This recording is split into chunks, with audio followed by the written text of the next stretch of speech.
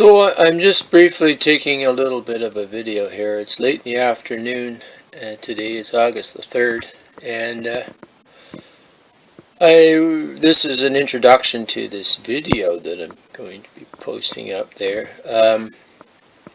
I had a fairly large, for my scale of operations, a fairly large 17-acre field of oats that I combined. I guess the last 3 days I was working away at it. I finished up combining last night, but there was one part of the field that was goldenrod. The goldenrod had come on bad for some reason. It was when I cut the hay last year off the field. It's land that I rent.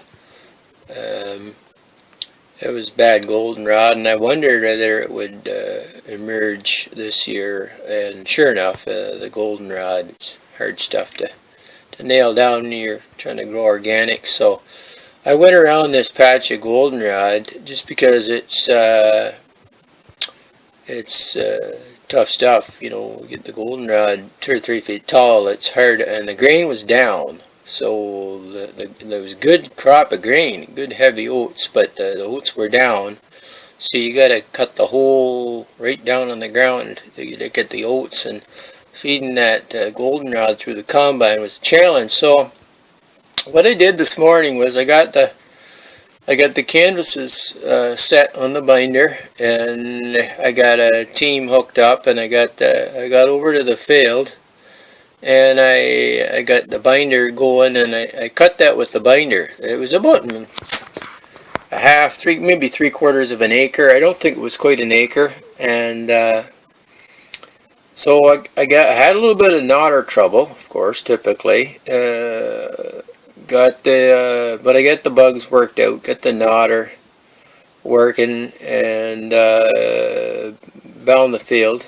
So then I got back, and then put the horses away, and then I took the canvases back off the binder because I'm done with it for the season, really, unless somebody calls me up and wants to get some grain binding done. But I put the binder away, and then what I did is I went back over, and I was just giving the grain away to the people who actually own the farm. They have some animals, so I just said, here, you can have this grain, I'll bind it up, and then we'll stook it up, let it dry, and then you can just feed the sheaves to the cows and the chickens, and they can get some good out of it and sleep on what they don't eat. So anyways, I went over, and the lady of the house, she came out and she helped me tie up the ones that didn't tie right. And then I showed her how to stook, and we stooked up all the sheaves. Now I have a sheaf carrier on the binder, so you can drop a couple of bunches close beside each other, and so it saves a little bit of walking and carrying, but it still works. So that's the first time I've stooked sheaves since 1991. 1991. I used to work for a guy, and his brother thrashed, and so every year we'd go down, and he would bind. He grew grain, and he'd cut it with the binder, and then we'd go down.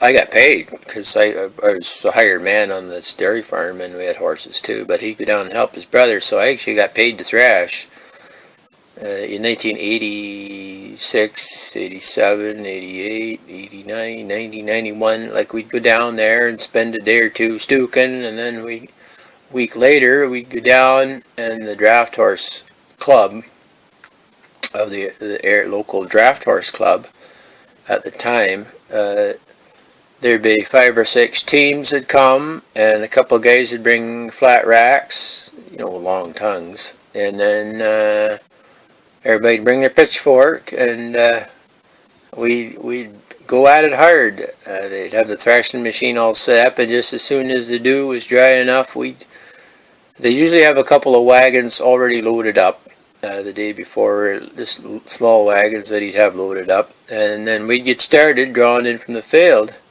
And I'm telling you, you get a lot of guys, you can keep that thrashing machine just a humping. And we could thrash. We'd start in the morning just as soon as we could get going, and stop for an hour for dinner, and then we'd go right back at it. And by 5 or 6 o'clock in the afternoon, we'd have quite a bit of the fields cleared off, and then whatever was left over, we have it loaded on wagons that just sitting there in the yard, and then we'd go back the next day and we could finish up. But there'd be quite a pile of straw. He had a blower on the thrashing machine, and there'd be a big old pile of straw there, and yeah, they were good days. Kind of miss some of that stuff. But anyways, I say all that to say that I was able to stooking grain today for the first time. I had to show the lady how to stook. So it's kind of getting to be a bit of a lost art there. I've done a fair bit of it, not obviously recently. It's 3 decades ago. I say 91.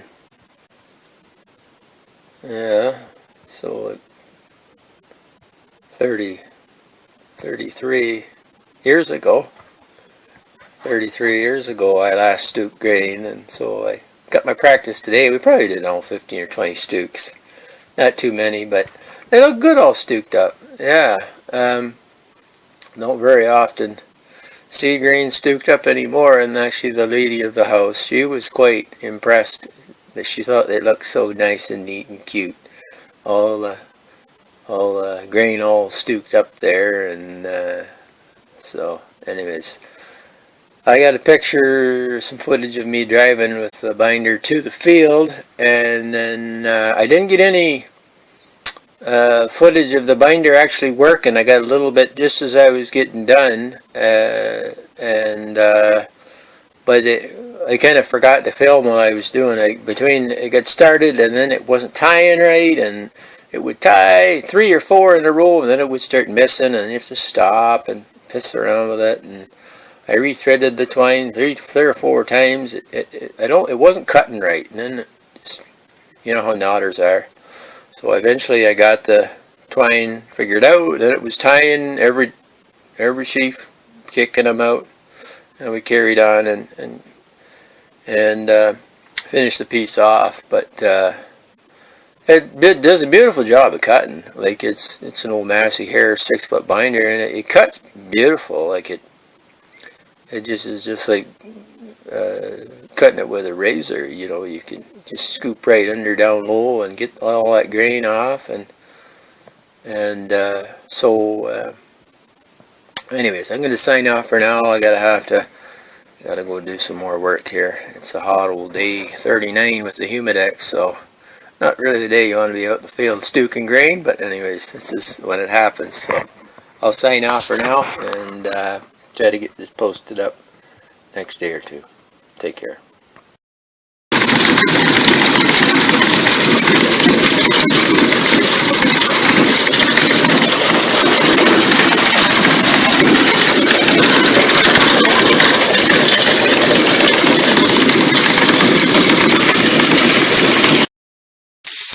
Alright, so I just got done binding up a piece of weedy organic oats.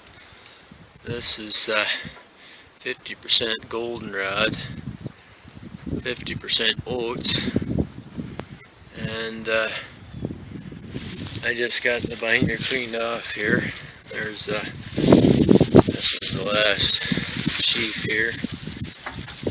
So I'm going to take the binder home and park it, and then I got to come back. It mistied about a dozen sheaves here, so I got to just tie them up by hand and then stook these up here.